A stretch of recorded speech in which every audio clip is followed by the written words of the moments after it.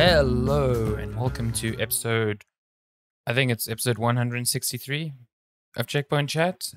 My name is Alessandro Barbosa and I can be corrected by Matthew Figuera. Alessandro Barbosa in a hat. I got up this morning. I didn't want to do my hair.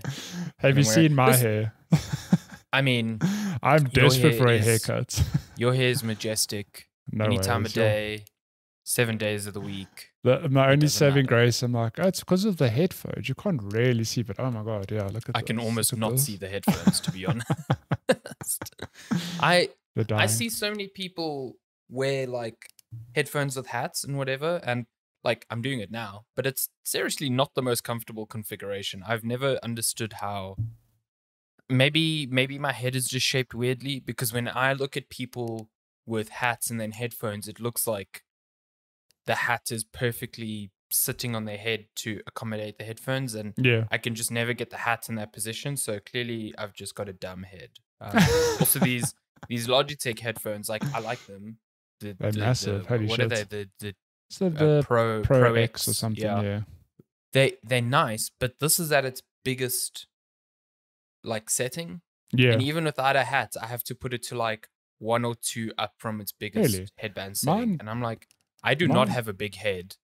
So, mine I can make bigger still. I've got, I can't remember which. I mean, any other headset I wear, I don't even go halfway on the headband, and like I'm good. But these ones are like, nah, you need to have the head of a child, or otherwise cannot be used. Amazing. Unless they come in different sizes. Maybe they come in different sizes. I don't know. I don't think that's a thing though. I've never walked into a store and gone, I have a pair of large headphones, please. It's just like, I have that. The only time, okay, this isn't headphones, but when I was in the States, I realized there's such a thing as fitted caps. So you actually have like a head size in inches, and then you can buy caps based on that. So they have a slight elasticity to them. So like this one is completely elastic. And you know, the elastic ones you get in like small, medium, and large, and then it just stretches. But fitted caps, I've got one. I think I bought one when good pals David and David, that's not confusing, we went to watch the baseball the very first time I went to E3. And I bought a LA Dodgers cap for a ridiculous amount of money at the stadium. And when they were like, what size? I was like, what? And they were like, what's your head size? And I was like, I don't fucking know. I'm from South Africa. We don't measure heads there. Yeah, I bought one that was too small, and it doesn't stretch. Oh no! So yeah, fitted caps. But I bet if you get one the correct size, it's pretty great. Like it must feel so nice. Yeah, that is hilarious though. You fell into the tourist trap. Like I'm at the ball game, I'm going to buy the hat, and we did all of that. They put that there on purpose to say tourists don't know their head size. What do they know? Oh yeah. We're going to make different size caps. We fell into their big trap because it was like, you know, Dave got a cap as well. And then we were like, oh, we had baseball. We need to, you know, do the whole thing of like get a beer and get a hot dog. And I distinctly remember being horrified at it. But you know, like you get the little like plastic cups at sports events. They don't give you the cans or whatever. And one of those, which I think was probably maybe 500 mils of Bud Light, was $10. Oh, yeah. For Bud Light on top of it, like real garbage tier beer. And then a hot dog was around, I think, $12. And that hot dog was nothing special. Like, wow. It was like, yeah, but now I got a hot dog and a beer at the game, and it only cost me 400 rand. But now I wonder, see, with things like that, I always do wonder if you're American, what isn't $10 still like, damn, that's kind of expensive for a beer. Yeah, I think so, because I mean you've been there. We go to fast food places like and a meal there is usually around like $8-9. So to me that is quite expensive. Shit. That's a lot of moolah. I still think one of my favorite places there is just across from the LACC, which is where, well, the LA Convention Center where E3 is held. There's that like courtyard where there's the Microsoft Theater, and there's that restaurant there. We both went there, Smash Burger. I think that was like the first place we we went to when we had landed, because we landed like in the morning. Yeah. And those burgers are A+. The fast food we had was top tier. We ate a lot of burgers. Oh, yeah. I distinctly just remembering eating a lot of burgers.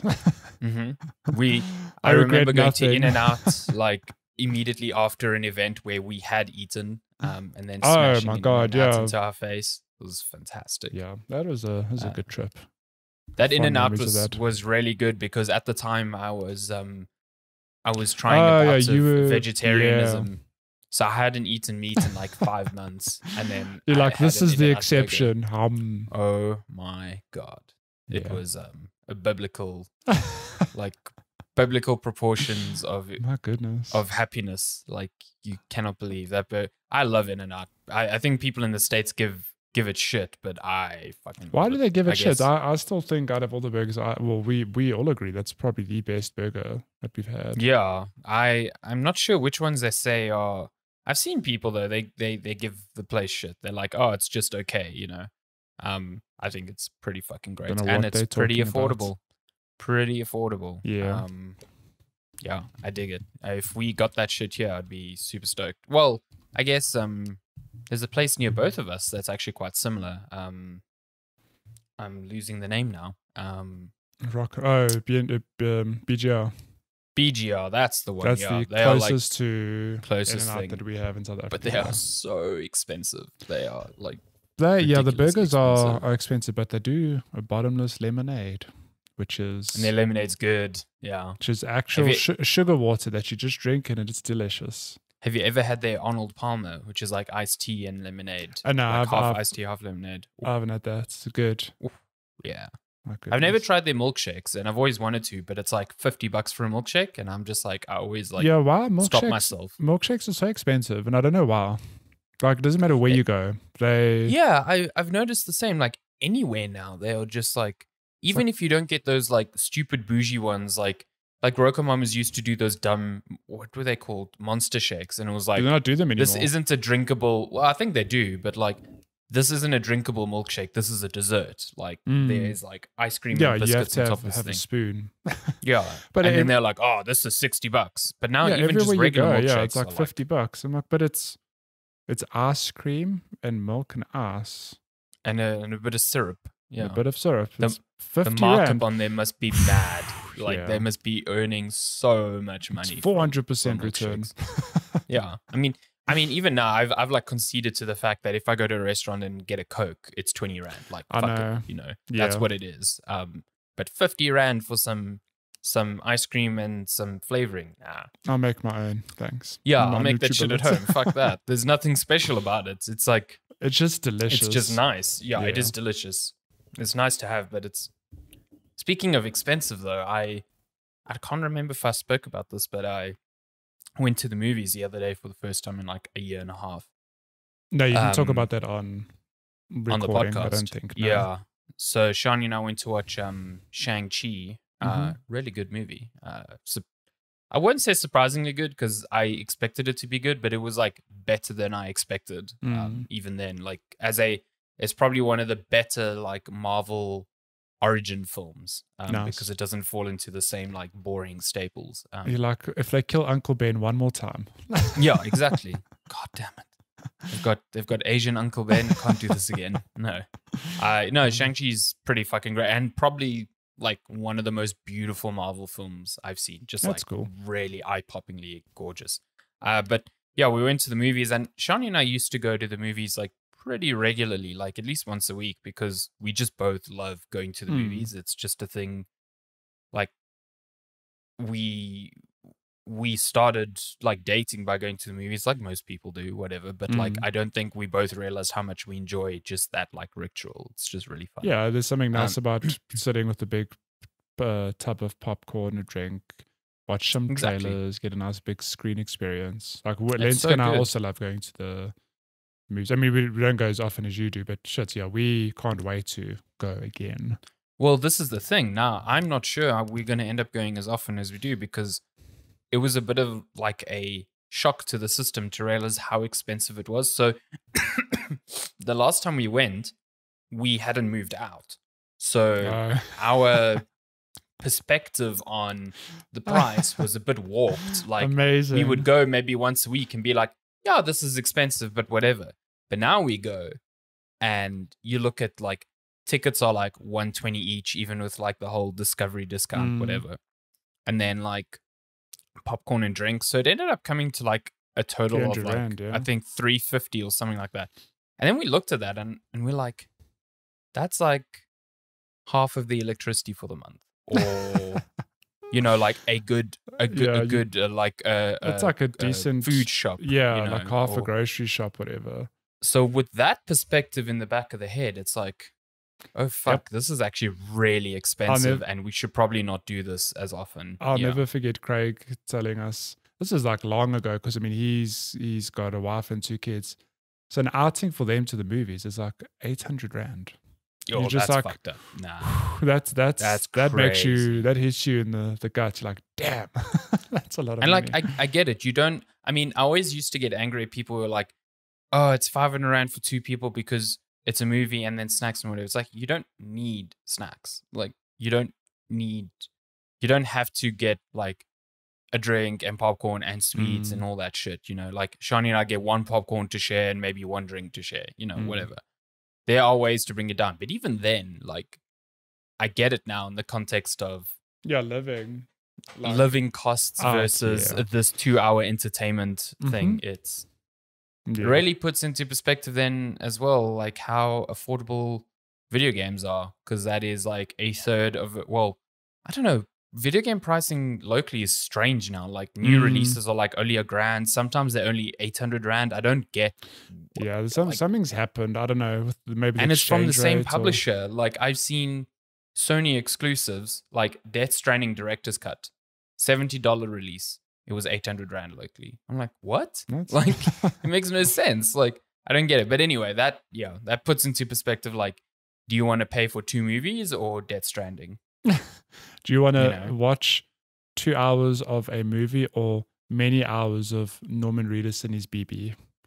I mean, Mads you could watch. Say, "Give me back my BB."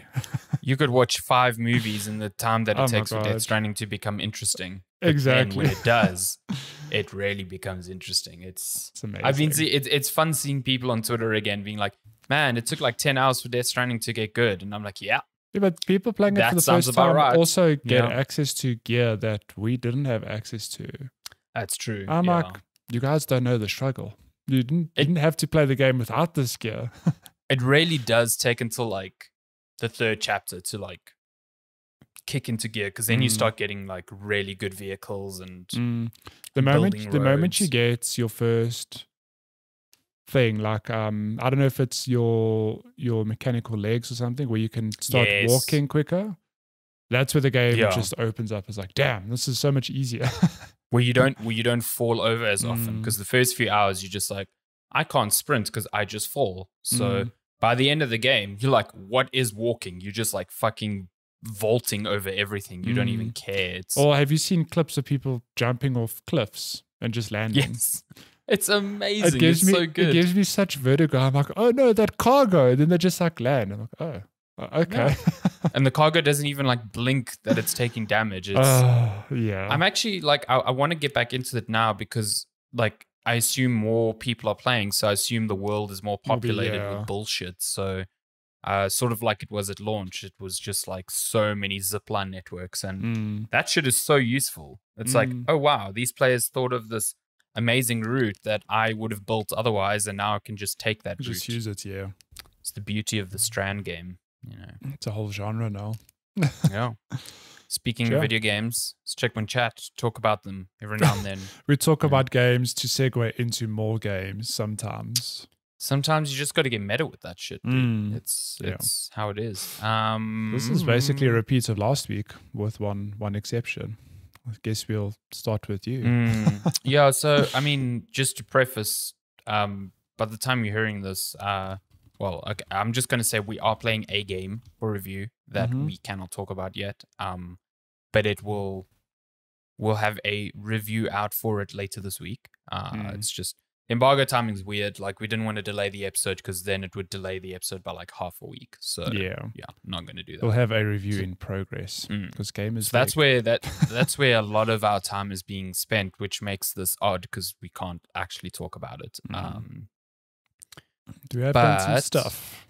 Yeah, so I will just touch in quickly with Diablo 2 Resurrected, because I think last week I spoke about it, but I hadn't finished it. I finished it. You had some impressions, yeah. Yeah, has your my opinion impressions of the haven't game really changed? Nah, not really. I mean, I published my review at GameSpot and I gave it a 6 out of 10. Medeiros.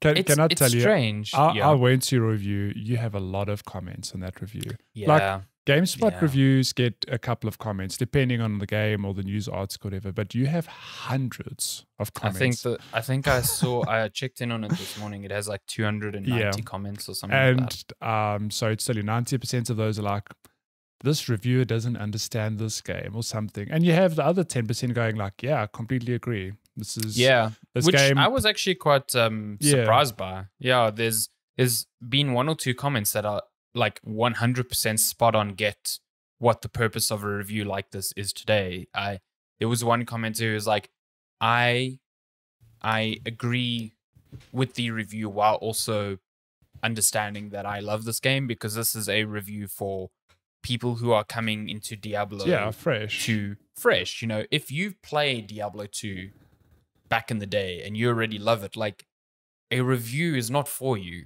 Like, you know, you're going to buy the game regardless. Exactly. Like, the review is there just to confirm your love for it, and when it doesn't get the score that you want, then it's like, you know, whatever. And like, you know, this isn't unique to this game, but like, a lot of commenters miss that point. They go, oh, this is exactly what fans wanted. Yeah, cool, that's fine. But if you aren't a fan, like, you need to know what you're getting into, and what you're getting into is a 20-year-old action RPG that has zero consideration for whether or not you have looked up Diablo 2 or whether or not your only reference to ARPGs are more modern contemporaries. And if it is, even if your only reference is Diablo 3, Diablo 2 is like seriously difficult to get into and just not fun. I just don't think that its design holds up if you're coming to it fresh. I think a lot of it is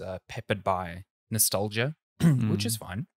There's nothing wrong with that. And I think it's great that fans of it are happy with it. You know, they're happy that Blizzard didn't touch anything. Vicarious Visions, didn't touch anything, and they were playing the game they love with remarkable like visuals, like seriously good. I actually, funnily enough, I booted up Diablo 3 again yesterday, and looking at that, I'm like, wow, Diablo 2 Resurrected looks so much better than this. Actually. Oh, wow. Yeah, like, actually looking at the character models in Diablo 3 is like, these are bad. These are... And then you've got to remember that Diablo 3 itself is like 10 years old as well. So, which in itself is kind of crazy. Wow. Yeah, it's kind of crazy. So, oh, man. Yeah, I mean, Diablo 2, it's just design that's old. Like, I hate the fact that I don't have a hotbar. I hate the fact that I can't stack potions. I hate the stamina bar. I think it's, you know, it doesn't really add anything to the game. But I understand that if you tweak any one of those individual elements, it has a knock-on effect on the overall design of the game, because the design was built with all of that in mind. So I empathize with Vicarious Visions on how do we change this game marginally for new players, but also keep the feel of it. And they ended up just going, we cannot. And I get that. But that doesn't mean I want to play Diablo 2, because I don't. I finished it. I was like, yeah, that's cool. You know, I'm kind of glad I played Diablo 2. The story is wafer thin compared to what I thought it would be. There's like really nothing to it. And Diablo's back. I know. Essentially, yeah. He's in this area now. Go there. He's in that area now. Go there. The cutscenes are gorgeous. I'll give it that. The redone cutscenes are really good. But yeah, the gameplay is just, I think it's very unbalanced. Like, you can fly through an act where you are just one-shotting mobs like left, right, and center, and then you come up to the boss for that act and he one-shots you. He's like, what? Like, What just happened? You Yeah. know? Yeah. And then on top of it, you have the mechanics of like when you die, you lose gold. That's normal. But you lose all your gear. So now you are naked and need to run back to your body and said dungeon across from said boss that one click kills you and try and retrieve that. With absolutely no warning from the enemies ahead of you that this would be the case. You know what I mean? So, I mean, Diablo 2 is built on the back of you have to grind out dungeons over and over again to power yourself up and pray for good equipment drops because this is the thing I found very strange. Like your gear, the aspects of your gear actually don't really change like beginning to end. It's more to do with rarity of gear. You don't just scale with gear numbers. And also you're given points to spend when you level up, like the typical RPG stuff like strength and dexterity and that.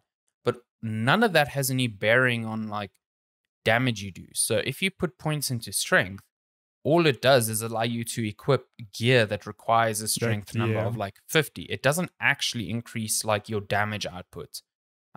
The same goes for dexterity. It doesn't alter your hit chances or dodge chances. It just means you can equip gear that then alters that. Yeah. So you have this, to me, an illusion of choice when it comes to role playing, but actually all you're doing is, and I mean, I read so many builds where this is the case. It's like put 50 points into strength because you're going to need to equip this down the line, and then you'll never touch strength again, or you will never touch intelligence on this build because it actually does nothing. So all you're doing is putting points into vitality because that's the only one that actually like increases your life. Yeah. So it's like, okay, well that, severely hampers what I perceive as role playing. And then your builds, which are each class has 3 individual skill trees. If you like waywardly spend a point where you shouldn't, like it is very likely or very possible that character in later levels will become completely unviable because you have just spent points poorly, and now the only way to rectify that is to respec your character, and you only get 1 respec per difficulty level. And I'm just like, what? Like, imagine a new player going in, picking a character like a mage, for example, or sorceress, completely individually viable character in Diablo 3. Now, just because you picked a sorceress, you're probably fucked if you're playing solo because it's not viable. But even if you pick one of the more viable classes like a necromancer or a paladin, if you don't adhere to like a very strict summoner necromancer build or a curse necromancer build, like you will hit act 4, 5, or maybe even like the first act in hell and realize this character is actually completely gimped. Yeah. It's not going to work. And you can only respec once. And if you've done that character, you might as well just throw it away. Sure. Like, what the fuck? Like, that's like, I get that's like 20-year-old game hardcore design, but that is not, that's not how games are made anymore. No. And to say that,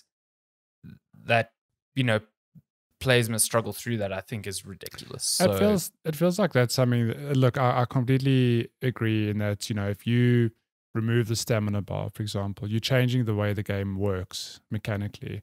But surely some modern inclusion like the ability to respec more than once, that should have been included as like a modern day nice to have. I agree with that. I think because like Diablo 3 is notorious for swinging so hard in the other direction. Like you can still have builds in Diablo 3, and I mean, I think if you talk to any player who takes the seasonal stuff and Paragon levels very seriously, will tell you, yes, there is depth to its mechanics, but Diablo 3 for most players is a far more easygoing action RPG because it is forgiving. Like you can just swap out skills on the fly. Yeah. But yeah, I think at the bare minimum, this game could have had here's your original Diablo experience, and here's the Resurrected experience. And say the Resurrected experience, just like you suggested, just gives you infinite respecs. Like, I experimented with this build, it's not working. Let me just respec the points I have and go at it like that. that alone, that one change would have made such a big difference, I think, because it would have allowed me to actually experiment with builds without this like crippling fear that if I wasn't following a build guide, you know, my experimentation would be potentially destroy hours and hours of gameplay. Yeah. And I don't think that affects the game too negatively, especially when you have the option to play the game without that enabled. You know, these are just like it's sort of like the one small thing they added in the options menu was like auto gold pickup, because in the original you had to click all the little piles of gold to pick them up. Now it's automatic, and like fantastic change. Doesn't change the game at all. You can disable it in the options menu if you really hate yourself. But that's like, if you really want that nostalgic feel. Yeah, why not just have the option to have infinite respecs or like 10 respecs per level? Yeah, I don't get it. And that alone would have such a big impact on the game. So, but on, you know, outside of that, it's also just like, it's a far slower game. Like the combat is a lot slower. It's a lot more sluggish. You miss so many attacks because each attack is tied to a dice roll. So very often you'll just be like swinging and you'll see nothing happening. I'm weird. So it's just a different type of game. And like if you're you know, longing for something like that, you're gonna like, if you like Diablo 2, you're gonna fucking love this remake or remaster, whatever it is. Like, no doubt, this is like a 10 out of 10 game for you, whatever. But as a new player coming to it, there's very little that will get me back to playing this. Put it that way. Yeah. And you know, the proof is that I just restarted Diablo 3, and I'm like, yeah, I'll start a new seasonal character, whatever. Why not? And I'm enjoying the hell out of that. And people in the comments say that shows that I don't understand Diablo, but guess what? Diablo 3 is a fucking fantastic ARPG, especially after the expansion. And it's why it's persisted for so long. I think it plays really fucking great, and I like it a lot. It's a good time. I like Diablo 3.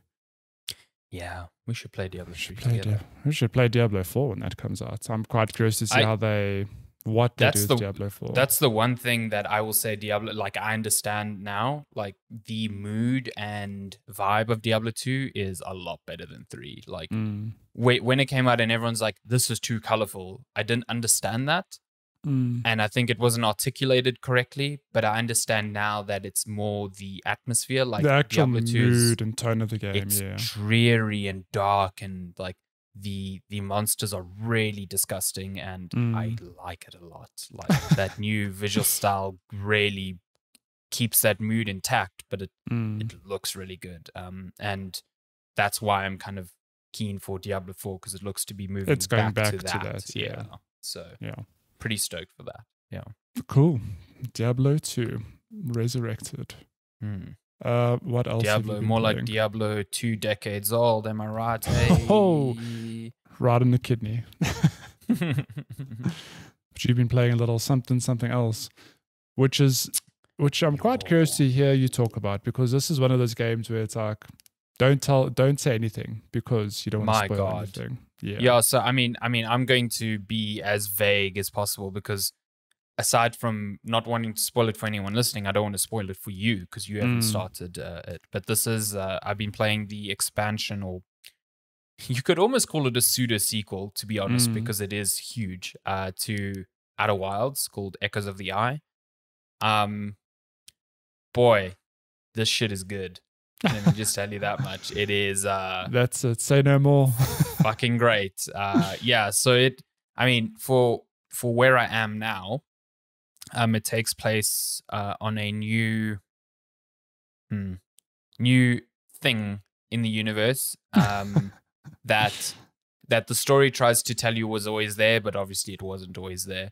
And that thing is almost like an entire solar system encapsulated into one area. God damn. All I can show is the trailer. We have no gameplay. It reminds me of it actually reminds me of a Halo ring, the way it's structured, because you can kind of look at everything in 360 degrees, and if you look straight up, you're like, oh, I can get there. It's just part of this like Halo structure, which is kind of cool.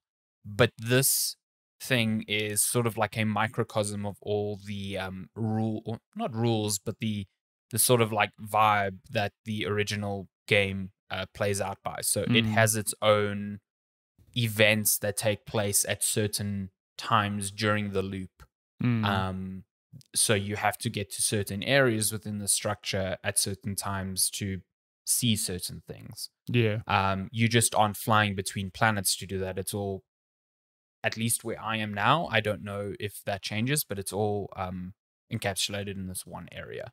But that doesn't mean it's any smaller. Mobius Digital has completely changed what their mechanics are. So, I mean, the original game was all about quantum physics and like, you learned all sorts of tricks when it came to like pieces of the quantum moon or stuff like that. This one so far doesn't use any of those tricks. It introduces completely new ones. And they are all very, very, very cool. And it adds a whole new wrinkle to the story of the game, specifically the Eye and a new civilization that was observing the Eye potentially before all of you in the original game, and what it kind of means. So yeah, there's some fantastic puzzles so far. There's a very distinct, I wouldn't say horror, but it's a very eerie and suspenseful vibe to everything. Like there's some crazy as fuck music, and there's moments where everything is just very dark. And like you don't want to turn on your flashlight because you're worried something's going to be in front of you, type of thing. I had to leave the subreddit because people were like, I didn't see any spoilers specifically, but the headlines of some things are like, I actually need to leave the subreddit because I want to go in completely, without any expectations, whatever. Yeah. And one 100%. Thing I saw quite prominent was people were like, damn, this is a lot more suspenseful and like horror. It feels more like a horror. And I'm like, it's more spooky. Yeah, it is quite spooky. There's very good musical cues in certain things. So like, just as a slight like hint, that there's a lot of the time you'll be picking up like slides for a projector and flicking through them to see events. And every now and then you'll come across a slide that is burnt out, and the way the music changes as soon as you flick to one of those is like, the first time it happened, I almost jumped. I was like, whoa. It's very suspenseful. It's very good. I will say no game has made me jump more than an anglerfish in the original. Jesus Christ. I think I knew what they did. And the fact that, spoiler if you haven't played the game, you're not supposed to make noise because they are blind. Yeah. But it's one of those things really good hearing. I was floating through and I just wanted to like adjust my ship. And I did. And one of them heard me and like screamed. I fucking jumped. I've never jumped like that before. The noise they make is so off-putting. It's holy shit. There were times where I would like enter the dark bramble and like the position of my ship was just off. So I was going to collide with one of them. You have to like try adjust. And you just like, you try and move and you're like, okay, maybe I've moved enough. And you just like ding like one of their teeth and then just like, they just I saw an interesting post in the Reddit a while ago where somebody, what they did, they like drove their ship so that the anglerfish chased it, but they ejected. And the fish went for the ship and not for them. So smart. Yeah. That is like, so smart. Yeah. That's risky as fuck though, because the bramble's huge. So but do you have enough jetpack fuel? Yeah, but I think if you're close to where you need to be, like, oh shit, some noise. Yeah. I've become lucky sometimes though. Sometimes there's like, the bramble's got all these like branches, and sometimes they just block the anglerfish. Like anglerfish will try and do like a complete line of sight towards you and hit a branch and not know what to do. Yeah, real good. Game's good. I haven't experienced an anglerfish yet, but I will say that I am underwater a lot and it's very dark and I'm trying to figure out why something in the world happens, and I keep like half expecting in my brain there's like huge anglerfish to just appear in the water and eat me. So I know. Yeah, it's some real anxiety inducing stuff, but it's really good. I don't know how long it's meant to be, but I've seen some people actually describe it as like a hidden sequel in terms of breadth it's quite and long, yeah. time. Yeah, so I think some reviews, I just skimmed them just to kind of get an idea of how long I was in this for, and some said 10 hours, some said 15. So I think it probably it depends comes on how down long to your puzzle solving. Yeah. I mean, I spent 23 hours in the original game, and people can do it in as little as 12 or 15. Yeah. I mean, that depends on... The original game has 1 or 2 puzzles that are a bit, I would say, random. And I've heard the designers at Mobius say they would redesign some things, like the Ash Twin Project one. Like, if you aren't standing on that teleporter when the sand goes over you, like, it is very easy that you will just miss that for hours. And there's nothing really that describes it. Yeah. Because I tried to stand on that one teleporter, got yeeted to the other planet. I was like, oh, I guess I can't do anything yet, until it was like, no, you have to stand there at the right moment. Yeah. Like, I got very lucky the first time I did it, because I got put into the Ash Twin Project room, and I was like, how did that happen? Like, and it took me like a few loops to finally figure out how to like replicate it. Oh my God. I was walking on the platform, nothing was happening. I was like, what the fuck? Like, and then I realized, oh, it's when the sand comes over. See, and it's such a, it doesn't like logically make sense why that is the case. Maybe there's a note somewhere that explains it, but I think they've learned from those types of puzzles, and I haven't, I said that I'm still scratching my head on the connective tissue on some pieces now where I am, but I don't feel like I don't have leads to follow. But at the same time, they're still very careful with breadcrumb trailing through you. It's not especially after playing something like Deathloop, where, Deathloop will give you hints and then put something in your log that you didn't even like connect together. You'd be like, oh, is that what that hint actually meant? Like, Outer Wilds is very much like, you saw this, like, interpret it however you want. We are just letting you know that you saw this. So I don't feel like it's any more or less handholdy. It's the perfect amount, which must be so difficult to get right. It's quite a balance. Cool. I'm very excited to play it. I really like it. One thing that's really good, at least for now, I have the whole area has trees, so you never have to worry about running out of oxygen. So that's cool. Camera. You do have to worry about running out of jetpack fuel all the time, though. I know, because it's one of those high gravity boys, Oh boy, yeah, nice. It's fun. It's good. Cool. It's Echoes of the Eye. I've been putting a lot of time into our little embargoed game, so I suppose I could go back in time to last weekend where I inhaled, literally snorted Kena, Bridge of Spirits. Yeah, so the way she says it in the game is Kena. Yeah, it's Kena. But then other people say Kena, and I'm like, where are you getting that from? So it's definitely not Kena, like we were saying. No, we are plebs. So it's interesting because the last time we spoke about the game, I think you hadn't played it yet at all, hey? No, and I've only played about an hour now. Yeah. But I mean, I'd played the first hour, I guess, maybe hour and a bit. And then I've since gone and, finished the whole game. I'd literally played the entire weekend, and I'm very, very happy to say that it is a fantastic game. Like, you and I have many times have expressed doubts. We expressed doubt before the game launched of like, oh no, we've seen trailers, it looks good. Will it actually play that well? And bar some hiccups, I think I'm genuinely floored that this animation studio, Ember Lab, were able to pull off this as their first game. Like, it's kind of surreal that you can get it this right the first time. It's a good debut attempt. Yeah, and that's something that, I mean, we've seen a lot of indie studios knock it out the park with debuts. Like, but it's not impossible. It's just it's still impressive, especially coming from a studio that's not game design focused. You know what I mean? So yeah, I mean, I don't know. You've played about an hour. What are your thoughts on the game? Yeah, I mean, so far, just like echoing what you said last week, it really holds up visually. I think it's very beautiful. Pretty AF.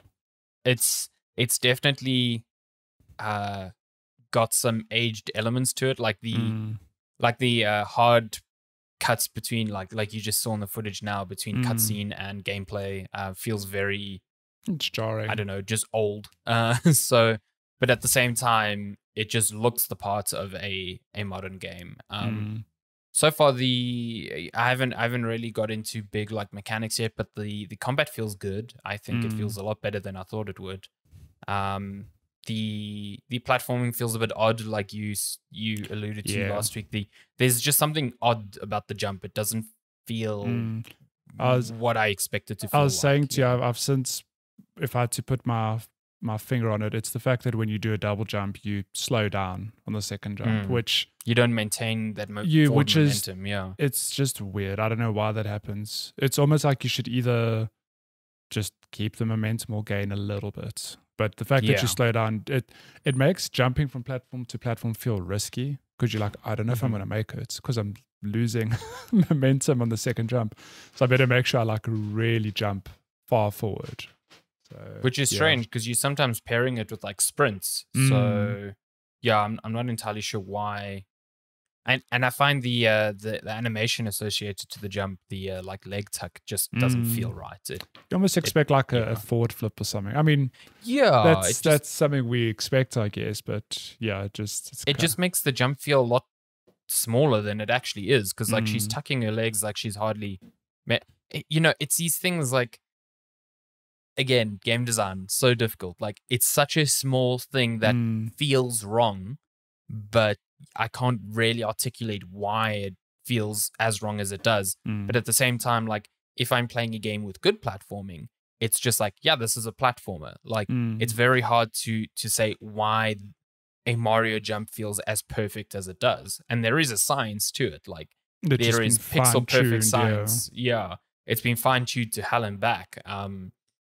But yeah, it just shows that even the simplest things like a jump, and I know this because trying to implement a jump in games I've made is just like, wow, this is like the hardest thing I've ever done. Like making it feel exactly how it should feel like. So the other thing that I find a bit weird is the voice acting. I think it's like, I don't know, I guess it comes down to probably like budget, but it feels very odd. It feels a bit like, sorry for the term, but like under budget, if that makes sense. It's like you've got this visually gorgeous game, and then the voice acting just doesn't quite meet that same standard. It's not bad by any means. It's just, you're not getting Troy Baker or any of the the AAA voices you might associate with a game like this. At least that's my perception. No, I fully agree with you. It feels a bit stilted and jarring, and the I guess the sort of writing is very very stock, like fantasy fair. Doesn't feel, at least yet, like anything interesting. I will say so, because you where I was last week, the game does have some great story beats. Like you as Kano are basically, you're trying to free the corruption from this village, which means sort of putting the stories of spirits to rest. They're here for a reason. You need to sort of help them pass on. You basically, this is actually the third-person action adventure game of Spiritfarer. It really is. And yeah, those moments are like that. I found maybe the writing's not like, again, sorry for the lack of a better term, not AAA, but the actual story beats. There are a lot of very heartfelt moments in the game, which were great. Like, I really enjoyed them. And they're often preceded by a boss fight, which, let me tell you, I did not expect the boss fights in this game to be as good as they are. Like, they're not that many bosses, I'd say. You get a lot of bigger mobs that you fight for the first time, which is, sort of labeled as a boss fight or mini boss. But the game itself has, I'd say, maybe 4 to 5 like actual proper big bosses with big health bars and everything. And like, I would say that it's not quite on the level of, say, a From game, but there are moments in those boss fights that made me feel like, holy shit, this is very well designed. Like, the phases that you have to learn, the attacks that happen, just the actual, how the music and the atmosphere ties into the gameplay. It's surreal. I'd really recommend, like, for you, if you maybe, putting this off because you got other shit to play, like maybe just play enough that you get to the first big story beats where you free the first spirit. It's quite something. Like I can't give the game enough praise on that front, because even then I'm like, you're just an animation studio. How did you get this so right? And again, like we're talking about how complex like jumps are. I think when it comes to things like how good does a boss feel and how does it harmonize with the combat, that's a whole other argument. Exactly. Yeah. So that's really great to hear. I did take your advice and started on like the hardest. Well, the hardest difficulty is locked, so I took the hardest that was available. And I nearly died in one of the first sub bosses because I was just being reckless. So I'm definitely getting that vibe, and I think the combat is solid enough that it doesn't make that feel frustrating. It's interesting because you and I are having, be people who have played the likes of Sekiro or Bloodborne or Dark Souls.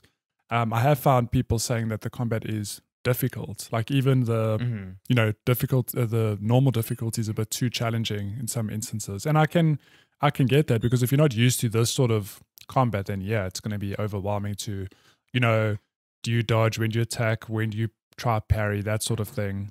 But I was telling one of my colleagues that I think what's quite nice about this game, so the game doesn't explicitly tell you, I don't think, but a parry is very much how it works in any other game. You have to time your block, at the right second, and then, it'll parry.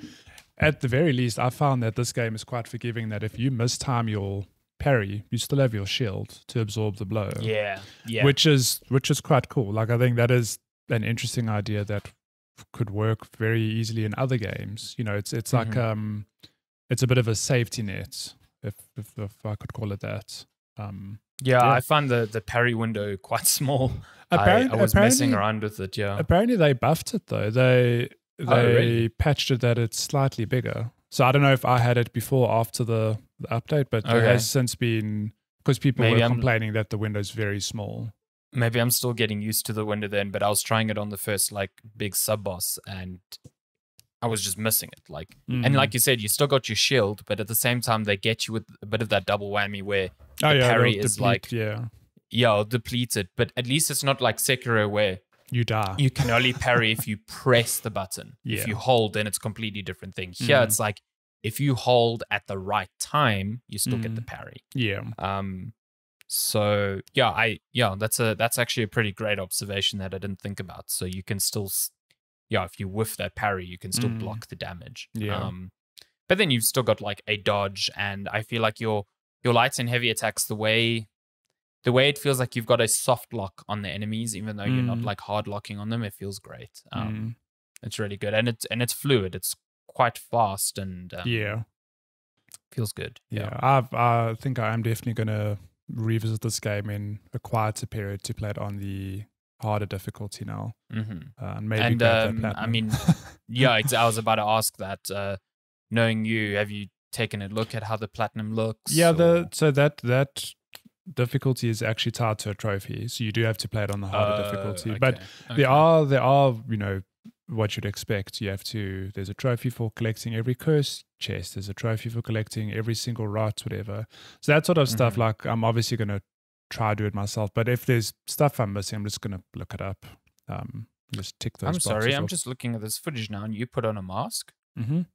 This is Majora's Mask. Oh my god. So this is just before my footage does, unfortunately. But basically you get the mask of, the spirit you're trying to free, and you can use that to see hints around the world. So look at it here, I'll show you. Oh, okay. It's like, more or less my footage just stutters and it does. I don't know. I like that it when you put on the mask, it goes into a first person. It's like a first person. And it changes the whole look of the environment, the game. You. Which is cool. It's really nice. I think the last thing I want to say is that the rot are very cute. They're adorable. Why are they called the rot? Like, is it explained? It's tied to a something. Okay. Because they are fucking adorable. And the whole game was also like, why are they called rot? There's like there's like a link. So you can tell there was a lot of time spent just animating them, because they are just like gorgeous little blobs of stuff. Don't you love it when you walk into a new environment and there's like a cart or something and they're all like teleports, they're just chilling and like the jugs or whatever. There's so much attention to that sort of detail, which is really cool. And also just like there goes instead my of footage. instead of just like being able to pet them, you can like go down and like actually like fully interact with them, which I think is really cute. So yeah, it's good. I think as well. I mean, we should mention that it's a $40 game. It's not a full price game as well. So super affordable. I think the production value for that is like pretty astounding. And worth mentioning. I know we touched on this last week, but it's not. So you can read into this how you want. It depends on how you place value on game, but it's not a staggeringly long game, which to you and me is like it's kind of a relief. Like I don't want a 30-hour game from this. So my playtime is about 13 hours because I spent some time dying in the harder bosses and exploring whatever. But I'd say the average playtime is like 10 hours, which is a really nice length for a $40 game, I'd say. Yeah. So yeah. Nice. Would recommend. It's good fun and great game, yeah. Kane, A Bridge of Spirits. Very good. Well, yeah, very good. I'm just glad that it is good in general because there was definitely a worry. Let me tell you, I don't know what the studio have lined up next, but a sequel I'd say is not off the cards, and I'm very excited to see what they do with that, having learned from this, this experience. Yep. Same. Should we get to game releases for this games out the first week of October? If not mistaken, can't believe we're in October. Still quite a bit. Who knew? Yeah, so we're looking at games from the 2nd of October all the way up to the 8th. So I don't know what happened to the news feed. RIP What is going on here? There you go. Quite a few games, even a whole new console launching this week. So, just interesting. Stuff. Baby stuff. Oh, yeah, FIFA 22 came out this week. Yeah, it did. Shocker. Surprisingly, yeah. And so did PES, but or eFootball. We'll touch on that on news. Yeah. First game, Exophobia. Maybe this is a phobia of extroverts. So, just phobia of anxiety. Yeah. Coming to all platforms October 5th.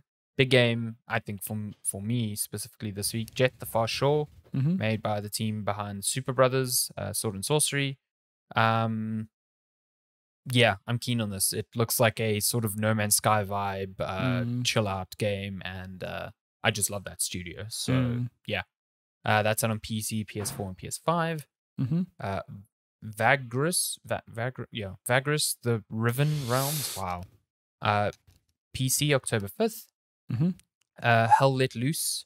PC, Xbox Series X and S, October 5th. Isn't this the PS Plus game for PlayStation? Yeah, but this is the World War I game that I swear to God, John Michael told us about a while ago. I think it's World War II, and it's like there was an open weekend or beta that I played also like about a year or more ago, and this is like a far more in-depth World War simulator than the likes of Battlefield and Call of Duty. To the point where like there are tons of different, classes or roles to fill, and the battles are huge. I don't know the numbers off the top of my head, but it's like huge, large-scale battles, and people communicating in game take it seriously to the point where you use actual, military terms and commands. Yeah, it's very, very in-depth. So if you're looking for a Mike. Yeah, no, like it's intense, but it's good fun. Like I had no idea what was going on half the time, but the actual feeling of being in a war, I'd say it comes close to the likes of a Battlefield you feel like, holy shit, it's like this life is important. I can't just run and gun. I have to take my time and really think about what I'm doing. So it's really cool. Yeah, and it is on PS Plus, which is quite neat. And I don't know, is it on Game Pass? I don't think so. Funnily, these things seem to overlap, where if the one's on PS Plus, it's on Game Pass sometimes. Yeah. So, yeah. I mean, Avengers came to Game Pass this week, so I guess PS that's Plus cool game coming out, maybe? Yeah. Next game, BPM, Bullets Per Minute. This is a game I've been following for a while. It's like sort of like Doom, but also a rhythm game. Like you shoot to the beat of the music. Yeah, looks really fun. PS4 and Xbox One. Not sure why. I wonder if it's out on PC maybe it is already, out on PC. Yeah, because that seems like a PC game to me. Alan Wake Remastered coming out October 5th. PC, basically all the platforms except Switch. Have you played Alan Wake? I have, yeah. Great game. Yeah, so good. I played it. Really, I played it really years after the fact. I still loved it. I never played the Siren DLC, which is essentially like an epilogue for the story. So I'm like kind of like keen to play that. Sorry, Bullets Per Minute is on Steam. Is it? Okay. It came out like a few weeks ago. Oh no, I lied. Last year, 15th of September, 2020. Maybe I'm thinking of a different game then, because I know there was the first idea that I saw of this was from a designer on the puzzle game Cube, and then like a year or so later, someone else came out with the game that was similar. It like had a similar okay, so this is the similar one. This isn't the one I'm thinking of. I think I actually don't know anymore. This came out last year. Yeah, but it's like a similar idea. Yeah, it's rhythm based FPS, which sounds cool. It's cool. Yeah. Super Monkey Ball Banana Mania. This is the game you and I have no touch point on, but it's big. But just I mean the reviews came out and were actually good. Yeah. So I was listening to Giant Bomb talk about it, and Jeff Gertzman compared it to Trackmania, where you are like shaving hundredths of a second off of a time, and you just like going, trying to get better and better at these courses. And as soon as I heard that, I was like, I need to tell Matthew about this game. Oh boy. On that, do you know that there's a new season of Trackmania? Is it out already? Mm-hmm. Hell yeah. Gonna play some Trackmania this week. Okay, cool. Also out this week, Far Cry 6, PC, PS4, PS5, Xbox One, Series X and S, Stadia, and Luna, October 7th. So that's cool. Breaking Bad Chicken Man Simulator. Lots of shooting. It looks like a Far Cry based off the trailers, so I'm pretty sure you know what you're getting into. Yep. But yeah. Metroid Dread. October 8th, Metroid Dread on Switch. Very excited for this. How will one of the OG Metroidvania franchises hold up in a modern day setting? I wonder. It's been a long time. All these previews, there were previews that came out this week and they were super positive. So great. Yeah, I've big hopes for this. Also out on the 8th of October, Tetris Effect Connected on Switch. Hell yes. Oh boy. Can play Tetris Effect on the go. And you can play it on your brand new Nintendo Switch OLED. Yes, how's that say? If you're gonna join if you're gonna pick one up, you're gonna play Metroid Dread or Tetris. Tetris Effect is the one to play. I think both of those are great showcases for an OLED screen, I'll tell you that much. Yeah, imagine all like the visual style of Dread and all the pretty effects of Tetris Effect on that screen. The color pop on Tetris Effect, like, man. I mean, I still play Tetris Effect now and then on my TV.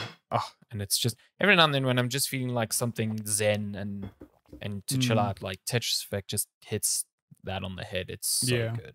It's really one of the best games I've played in a long time. You would know better than me. I mean, I know there are some visual effects. It's just a Tetris game, but how will it perform on Switch? I think it'll be fun.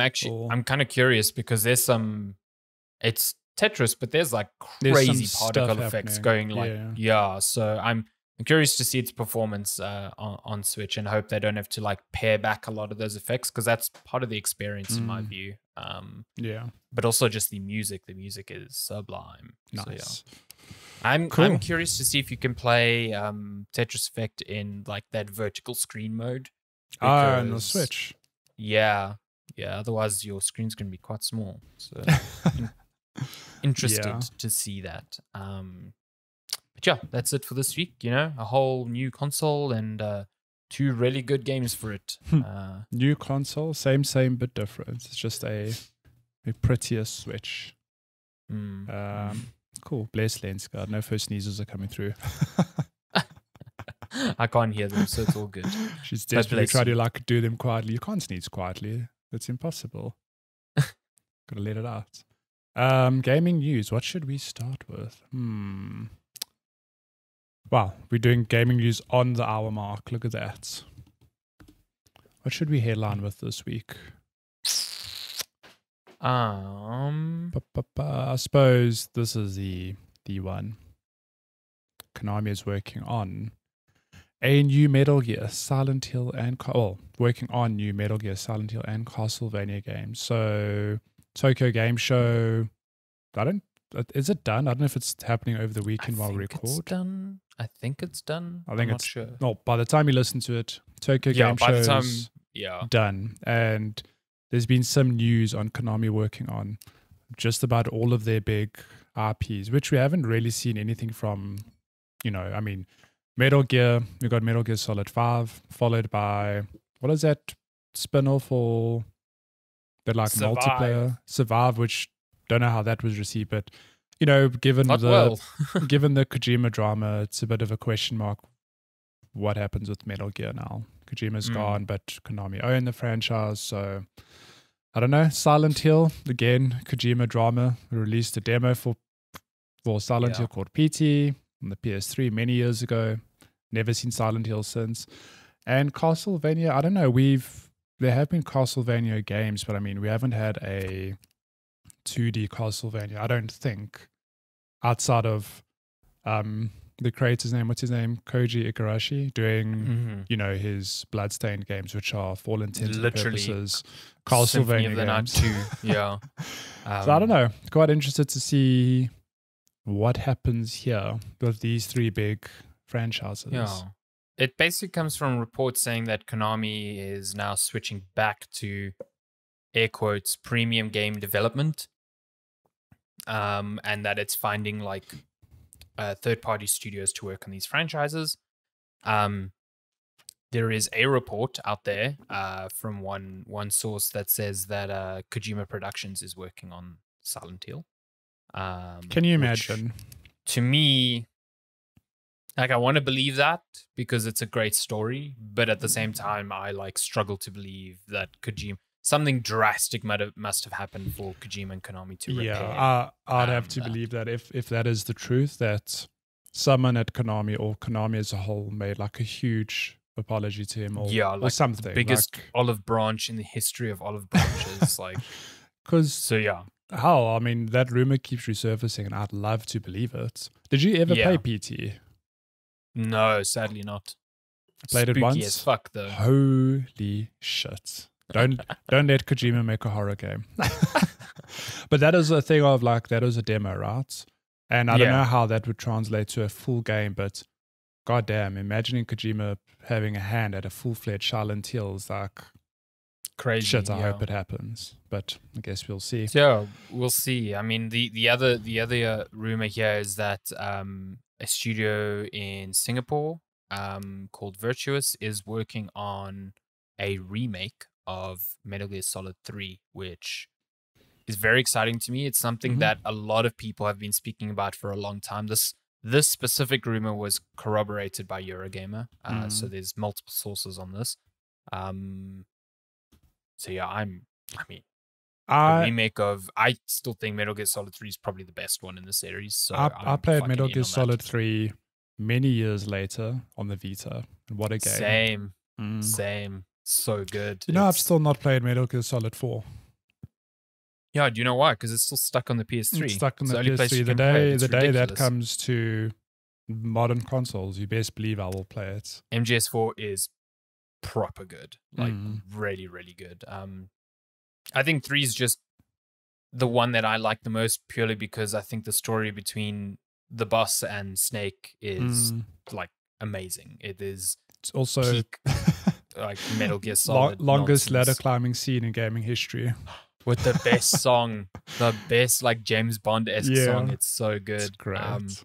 The Castlevania game is said to be a reimagining of the series, but that's pretty much it. So. I sincerely hope it's a 2D Castlevania. Like, I don't know. I've never dabbled with the 3D Castlevanias, but they haven't reviewed as well as, you know, the origins of the franchise. So, but it's interesting what you and I consider Castlevania is not really what Castlevania is. Like Symphony of the Night that is a came complete years later. outlier to the more action focused games before it. So yeah, I'm keen to see what it is.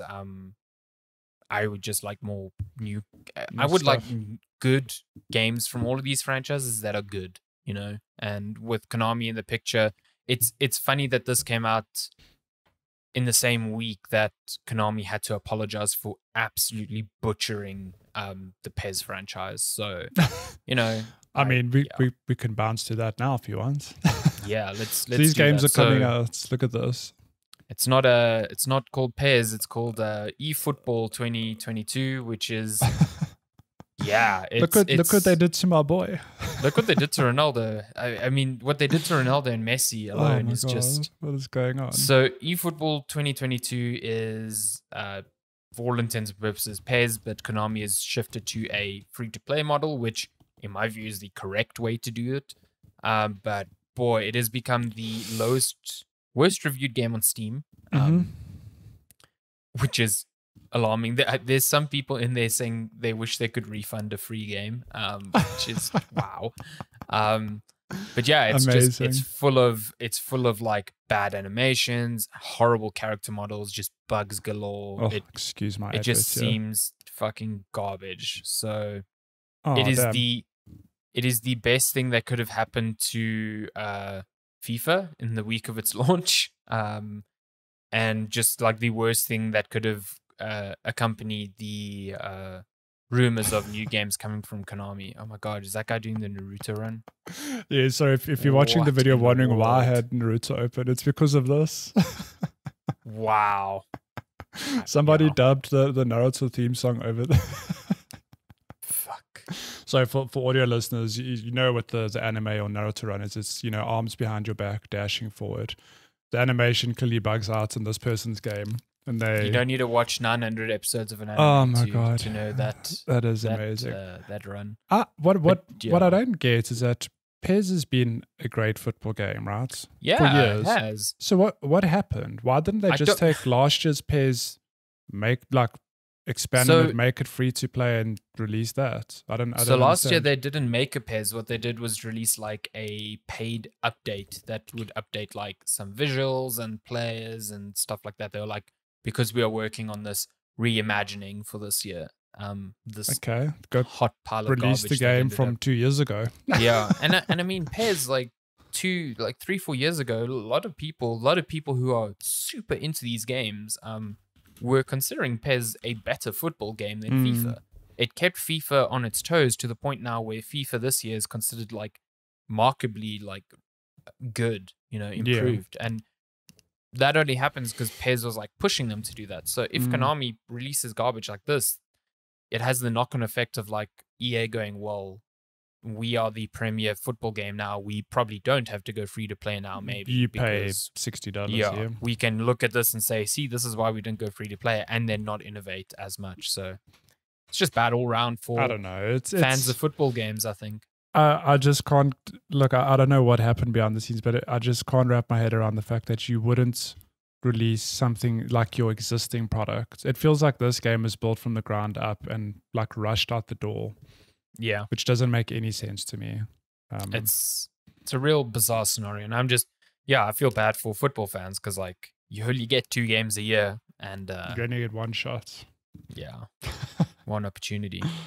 Oh my goodness. Well, in better news, I guess the Game Awards has a set date for December 9th, as all good guy. And it's an in-person show. Yeah. So they for invite only, but yeah, which is cool, I guess, because we haven't had, you know, I think last year's was all virtual. Yeah, all virtual. It was still a great show last year. Which means nothing to you and me, really, because it is still a virtual show for us. Yeah, I think the thing that I'm excited about is Jeff Keighley, organizer of the Game Awards, said that it means the Game Awards orchestra will be live on stage again. Oh, that's cool. Always a treat. Yeah, because you get lots of cool music from games. I remember when Mick Gordon was there and did live versions of Rip and Tear from Doom there. Hey, and that was just haven't we been? We've been to the Microsoft Theater in Yep. LA.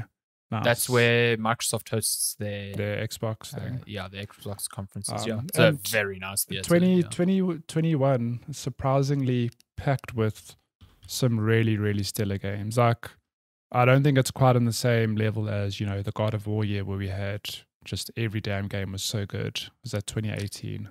Well, remember last year's Game last year Awards as well was was where also, they re-revealed Elden Ring. It's a good time. Mm-hmm. But also, if you go 4 years back, it's where they revealed Bayonetta 3. So okay, so yeah, like in terms of game announcements, I'm excited for that. But I'm thinking of like what would be Game of the Year this year? Oh, Game of the Year. Because we've had some really, really good games this year. Like, I think you and I both agree that, I don't know, I'm sure it'll win in some categories. Maybe not Game of the Year. We'll see. But like Chicory, I hope that it wins. I think Chicory should be nominated for sure. Yeah. What won last year? Hades swept it last year, didn't it? Did Hades win Game of the Year last year? I think it did. There was some. I mean, the Game Awards always has some weird like nominations.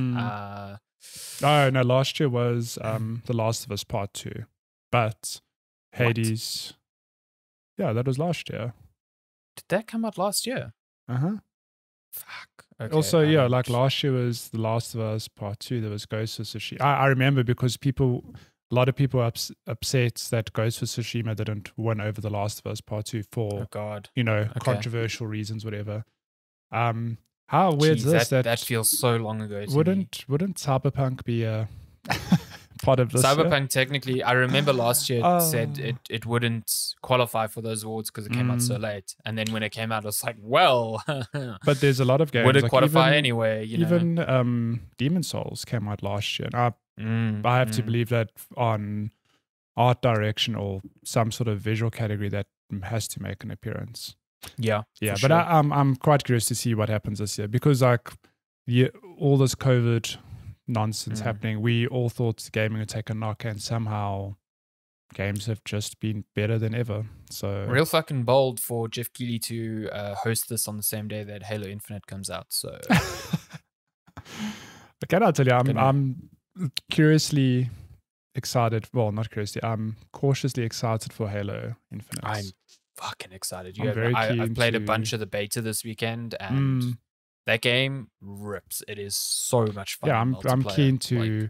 I almost want to hold out on the multiplayer story. I want to wait on that to play it with friends, maybe. But I'm very keen to try. Like co-op story. Yeah. The multiplayer, I'm definitely keen to try. And then you don't have to buy it at launch because the multiplayer is free. It's free. I think that is such a great move for the franchise. And let me tell you, I don't play that many competitive online shooters, but I love Halo, and just playing that online, I'm like, oh God, you're going to 360 well scope me again. Find your game you can beat me at. I was mad at the Xbox again the other day because you know how on PlayStation you can say record my last footage from an hour ago. On Xbox you can't do that. The max you can do is 30 seconds, which is bullshit. I've wondered, how does it work on PlayStation? That does it just constantly keep a cache of the last hour? It must. I'm sure hour of footage is a lot. It's a lot, yeah. On Xbox, you have to manually start that, and then you can get a much longer recording. But anyway, I did this crazy good snipe the other day in Halo. A guy gravity propelled himself towards me, and I shot him mid-air with a headshot. And by the time I realized to clip it had already gone, and I was like, damn it. But that's like the Switch as well. It's like you just save the last 30 seconds. But the Switch, I completely understand.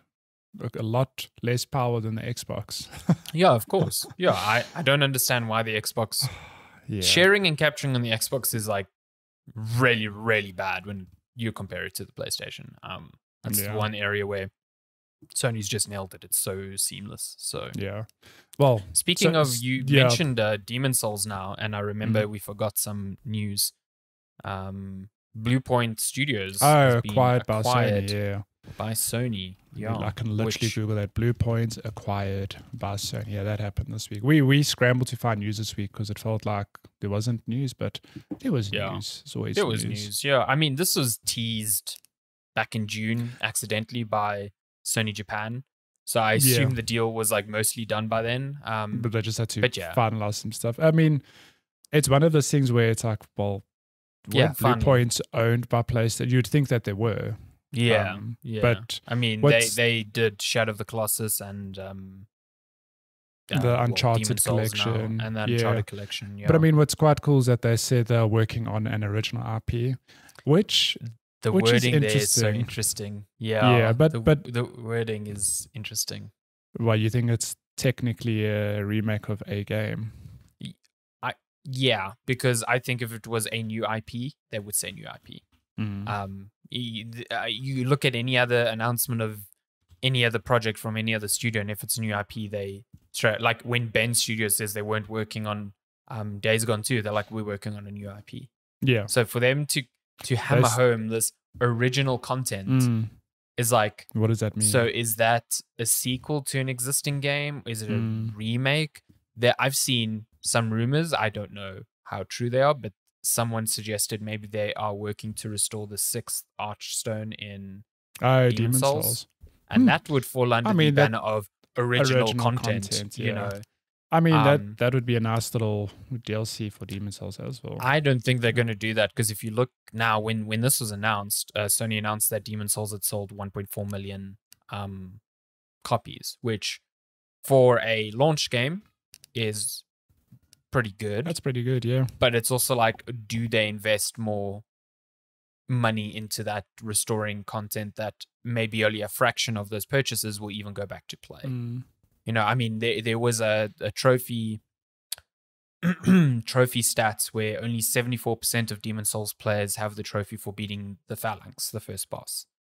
So that means 420,000 players never beat the first boss. So that just shows you like the disparity sales and people who actually completed the game. So how many of those people who bought the game are actually interested in a 6th Archstone? I think the trophies, there's like a good story to be found with trophies on PlayStation, because I think a week or two ago I sent a link to you or our Discord of like Returnal trophies. Like how many people had actually beaten the first boss. It is also like nothing. You go, damn, like a lot of people bought the game, but only 10% of them actually like rolled credits, or it's crazy. Like I can't imagine. It's super common. Like I've listened to so many podcasts with designers where they have even more granular info. And like the amount of times they're like, yeah, we have thousands of people who bought the game and literally have not booted it. Like, have not even started. I'm like, who are these people that you're buying a game and not playing? I mean, I told Mike Bizzle a while ago, I was like, I bought Volume at launch and I still have not even started that game. And he's like, you're the best type of customer because you cannot complain about the game because you haven't played it. Yeah, okay, but how much does Volume cost?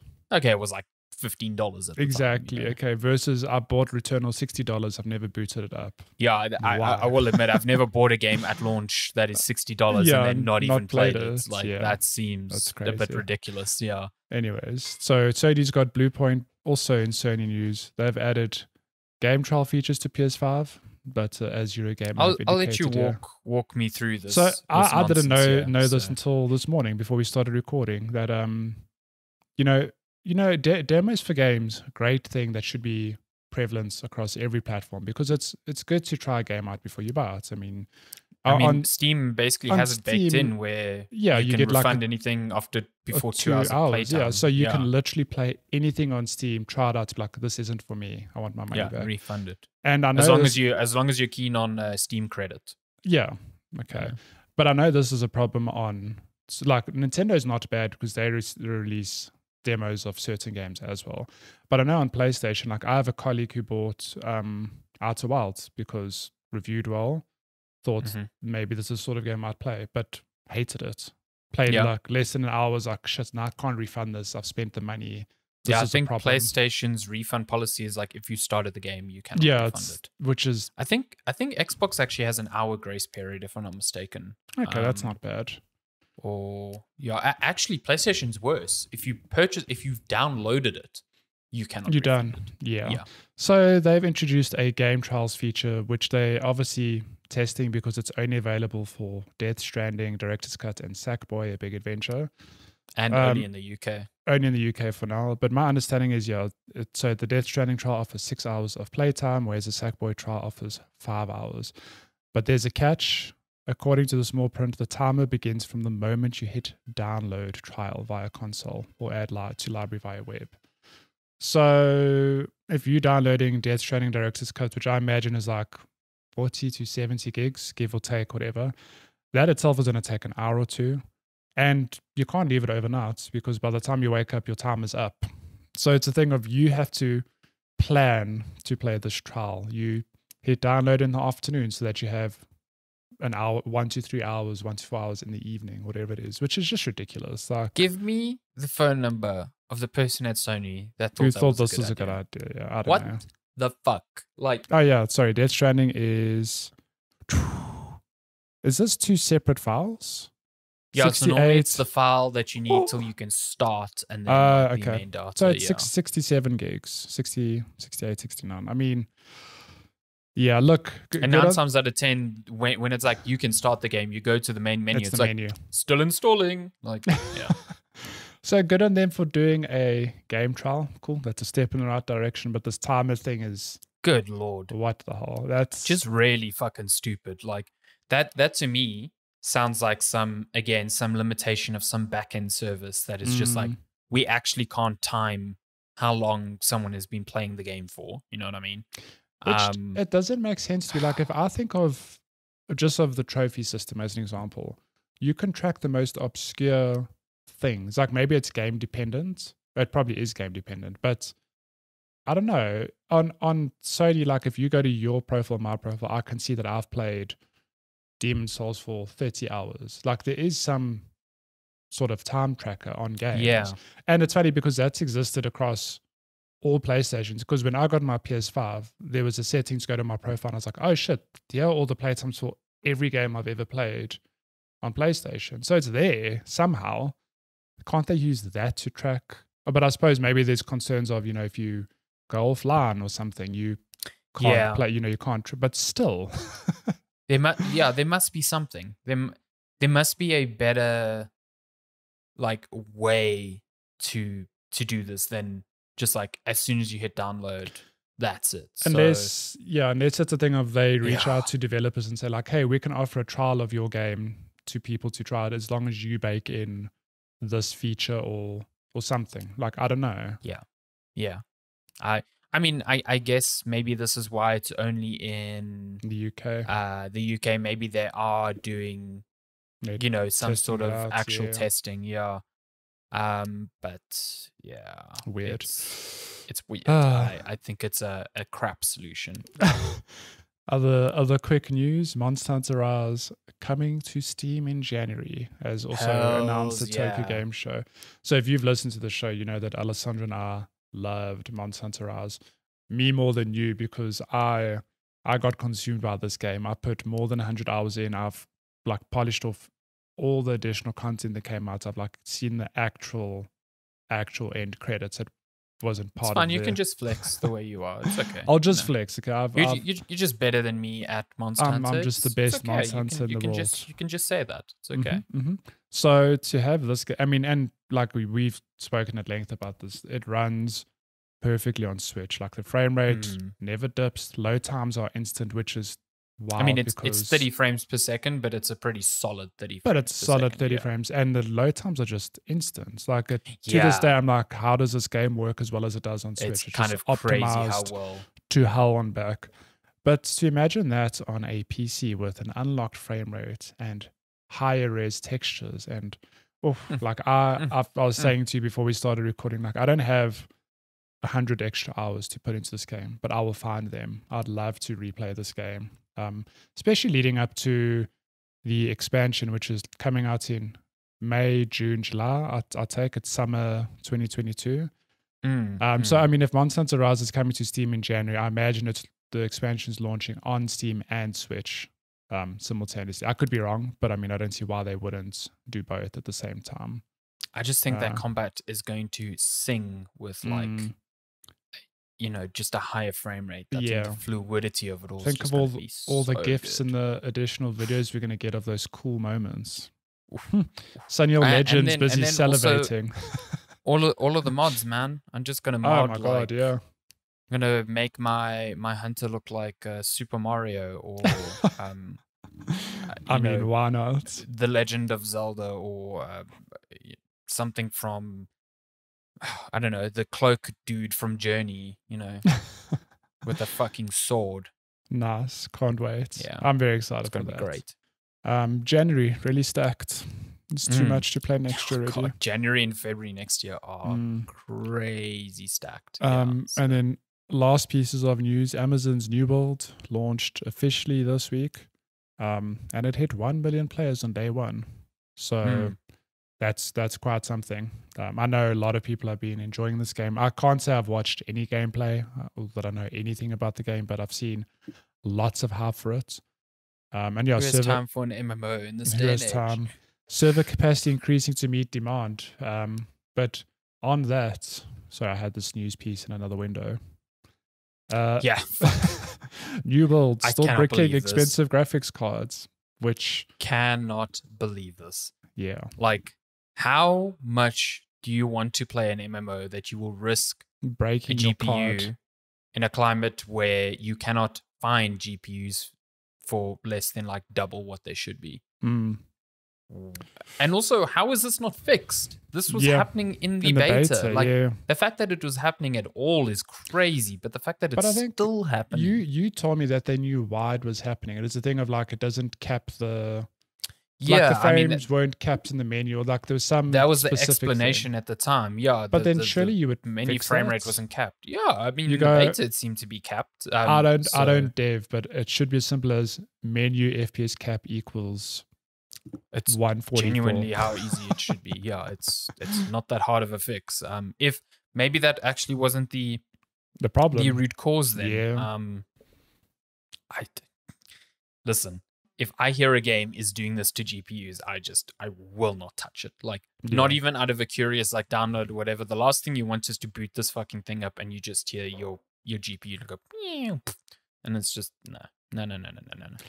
Especially here where support for that will be much harder to get around than somewhere in America. So fuck that noise. So, we'll leave news on that bombshell. Play New World at your own risk, I guess. My God. But yeah, that's news for this week. Should we get to questions? If you want to send a question in, you can email us checkpointchatpodcast@gmail.com. It's checkpointchatpodcast@gmail.com. You can also message us at Checkpoint Chat on all of our social channels on Twitter, Instagram, Facebook, all of the places. All of the places. So what is on the stack I missed today? A question last week. I'm so sorry. Yeah, I've docked Matthew's pay. As a where result. The hell is this email? Oh, down here. He now gets 0 money, just like last week. And Malesh even wrote here early for the long weekend, and I still missed it. It is one of those things of I just checked the email. I checked, I think in the morning, I didn't see it, and I checked after the show. I was like, oh damn. It's fun. I'm not allowing Matty to play Dota for a week as punishment. How dare you? It's what it is, we all have to make sacrifices. So this is for you. After many Monday mornings of my friends' WhatsApp group and favorite gaming podcast, talking about it, I started watching Formula One. Binge Drive to Survive first. Unfortunately, the first best race advert for Formula One. Unfortunately, the first race I watched was Belgium. At least I know what you people have been banging on about, and it's been wild. So Belgium, where they didn't race. Yeah. It was raining so much that they tried to race for like 3 hours and then ended up abandoning the race. It was really shit because you couldn't turn away. Like, I watched it for 3 hours. Like, and it's commentators filling air for like 3 hours because at any point they could be like, okay, we're going to try a race again. It was very disappointing. But you got treated to the Russian Grand Prix right after, which was a wild show. Yeah, it was so good. But for my own knowledge, so if it's pissing down with rain, do they just call it off because it's too dangerous to drive? Yeah. So what they do is they they send out the safety car. And the safety car does like a lap or two and tries to gauge the conditions on track, because sometimes the conditions on track are different to what you are seeing on a screen. You know what I mean? Okay.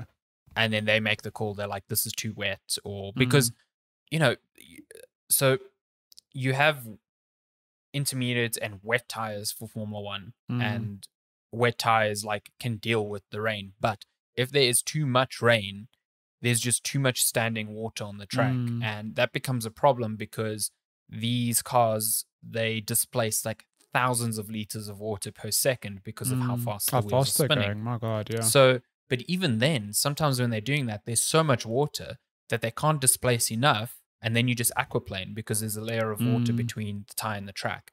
And then on top of it, any car that is behind first place is just getting water like, you know, crazy. So yeah, it's just a safety thing. The last thing you want is I mean, driving even in some wet conditions is a danger in itself. So yeah, driving at that speed, holy hell. Yeah, 250 k's an hour, especially on a track like Belgium. At the end of the day, I'd rather them cancel the race for driver safety than you know. There's been drivers who, in my lifetime, have died in the rain. So no one wants that. No one wants that. So this question aged poorly. Again, my fault. What are your predictions for third and fourth this weekend? Assuming Max and Lewis don't shit the bed again and take first and second. Well, they ended up doing that, but not in the way that everyone thought it would. It was such an exciting race. It was so it was an exciting race because Max started at the back and Lewis fucked up during qualifying and then had an even poorer start. So like the whole grid was completely out of order, which is always exciting. Yeah. And then it looked like Lando Norris was going to win at the end, and literally 5 laps to the end, it starts raining. Oh my God. And he makes the call that the rain is light enough and he doesn't need wet tires. And literally a minute later, he regretted that and he spun out. And Hamilton had changed to wets, and so had Max. So the last 5 laps were an absolute shit show. It was so exciting. The entire race was exciting. So yeah, you chose a good one. When's the next race? Next weekend? Next weekend, yeah. Okay, we'll get your predictions next weekend. And then this question's for me. Greetings, fellow hay fever sufferer. It's been particularly bad for me too this year. How do you manage your condition? Any tips and tricks you use? Personally, it's been the usual stuff, but the miracle drug known as celestamine, this sounds like a game drug I need, is not available here. And I've run out of supply from the last time someone from SA bought me some. Celestamine is so good. I've had loratadine, which I assume is... AP loratadine, same thing. Yeah. Okay. They're all generics of the same sort of drug. I need celestamine because it's my favorite platformer. So they're both antihistamines. So you're good. Yeah. I don't have any sleepy tips really. I mean, I've looked up tips online and there's some ridiculous stuff which I have tried. I'll tell you, it's a thing of like. So for me, the thing is, if I start sneezing, I never stop. And as awful as it is, I try to stop myself from sneezing.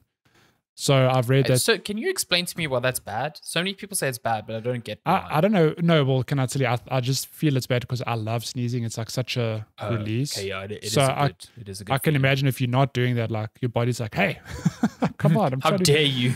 I'm trying to clear your air passages here. Yeah. I read a tip that if you want to stop yourself from sneezing, you must push your tongue into the roof of your mouth.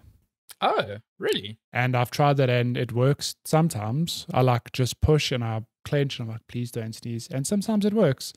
Other times it doesn't. So that's funny enough also the solution to brain freeze. Really? Apparently brain freeze is caused by the roof of your mouth being at a very low temperature. So if you touch your tongue to it, you actually increase its temperature very quickly and it takes away brain freeze quite quickly. Hilarious. Life hacks. And another one I found is if you're about to sneeze, try drink water. I don't know why. How would you have the water just on demand? If you like now you're sitting like me, I've got a sneeze coming on. I'm just gonna have a sip of water. Just kind of, like. I found there's something about swallowing that sometimes removes that urge. So I mean, the best third option is have someone next to you who says bless you before you sneeze, and then you. Oh my God, Lenska does that to me sometimes, and I do it sometimes to her, and it makes me so mad. Shani and I have a truce that we will not do that to each other anymore because we went through a bout of constantly doing it, and it annoys the living shit out of both of us. So, I'm going to do it to you. It's great. But I can report that we had a very dry September. But since we've had a lot of rain over the last few days, it's been the great. heavens have opened. Like actual, we had some pathetic drizzles over the last few weeks. Like literally a cough of like a drizzle. Yeah. Like, oh, it's drizzling. Oh, it stopped. Like literally that quick. Essentially. But this week we've had like actual hours of not like super hard pouring rain, but consistent rain. Friday was so good. It was just like one of those whole day sort of gray, just raining consistently days. It was fantastic. So need a couple more of those, but yeah, I haven't been sneezing a lot, which is it's a lot better. Just grand. As dry. It's still very hot though. Like although when it rained, it got very cold. Like I did not expect that. It got like proper chilly. So yeah. Cool. Over on Twitter, we have a question from Jared at Jared Bra. He says, I think it was a few episodes ago when you guys were worried about what Kena Bridge of Spirits would be like when it launched due to the lack of build-up. What lessons have you learned from game launches, and from which games that already make you know what to expect? Like a la Cyberpunk build-up to launch. And then I laughed at this. PS, 2 hands for sweeping, 1 hand for vacuuming. Jared knows what's up. Vacuuming's 1 hand that I can depends on what vacuum you're talking about. If you've like, okay, so I've got like a hand vacuum thingy, which is really Do you use strong. it with 2 hands? No, because that's just stupid. That's like holding a handgun with 2 hands or something like that. You should hold a handgun with 2 hands. Get better stability. Bad analogy. Holding a fork with 2 hands or something. Wow, I've never eaten more carefully in my life. Eating your steak with 2 hands, just like shoveling it into your mouth. But I don't know, if you're thinking like a proper vacuum cleaner, like the one with the little buddy and the hose that comes into your hand, like that's still a 2-hand boy for me. Yeah, I get you. Unless you're looking fancy, just like. But in terms of lessons from game launches, Cyberpunk's an interesting one because in their defense, like their early game content, they were very forthcoming with. Like that first gameplay reveal, throughout that thing, it was very much the guys like, okay, now our character's going to do this and this. Just keep in mind that this is an early build and like subject to change. But regardless, like people's expectations just were way too high with them. Yeah. So to the point where when the game launched in a broken state on consoles, it was like a complete shit show. Funny enough, on PC, like you and I both played on PC, had great experience, very few bugs, so to speak. I don't know, like I can't really criticize their marketing other than their PR after the launch was garbage. Like I think one of the devs or the head of CD Projekt was like, no, we did test it on PS4, and it's like, no, you didn't. It's like you would know. You would have seen these problems. Like this was something like when they were like, the we missed this. It's like, no, you genuinely screwed the pooch. Like that to me is a complete miscommunication. I think if they came out and admitted like we made a mistake, it might have gone down better. But like, I think when you're a publicly traded company, it's a bit harder to say such things. And it's sad because like, where's Cyberpunk today? Like I think it's still got people playing it, and it's still a great game, when it works. But I joked about it earlier. Cyberpunk, I could be wrong, but I don't think it'll make a show at the Game Awards because it just didn't live up to that expectation. Yeah, like you refer to Cyberpunk as when a game comes out in a poor state, they pull the Cyberpunk, and you never want to be that example. No. You know what I mean? And it just shows you how quickly your goodwill and sentiment can flip, because this is CD Projekt Red. Like if we can go back in time to before Cyberpunk, this is the studio who bought you The Witcher 3, and there were just not enough praises for the studio. That's all and gone. Even leading up to the launch of Cyberpunk, it was like, this game is going to be the second coming of fucking RPGs or something. Yeah, and you know what I mean? It wasn't. And now, like, CD Projekt Red just doesn't have as much clout, I think, as they used to. Like, I still think great studio, they're going to do great things, but they've broken the trust, like, completely.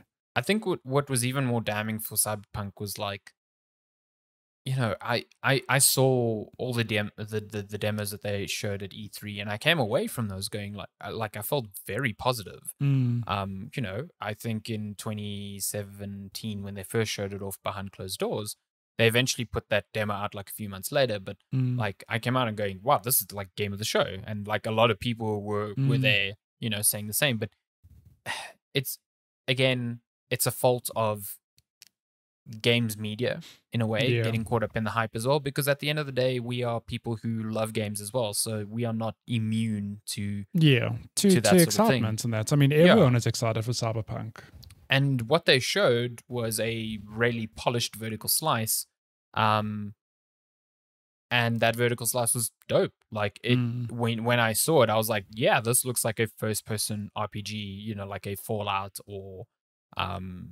a Deus Ex or something, and I love both of those games, so I was like super into it. But then playing the full thing, you know, even though that mission did not change in the full game, and that mission was still pretty fun, the fact is that the design outside of that, didn't really evolve. And I think that's the thing to me. Like the thing about Cyberpunk, to me, that isn't the worst is not its bugs and its visual issues and whatever, but I just find it boring. Like for an RPG from, like you said, the developers of The Witcher to make an RPG boring is like really, it was the last thing that anyone expected.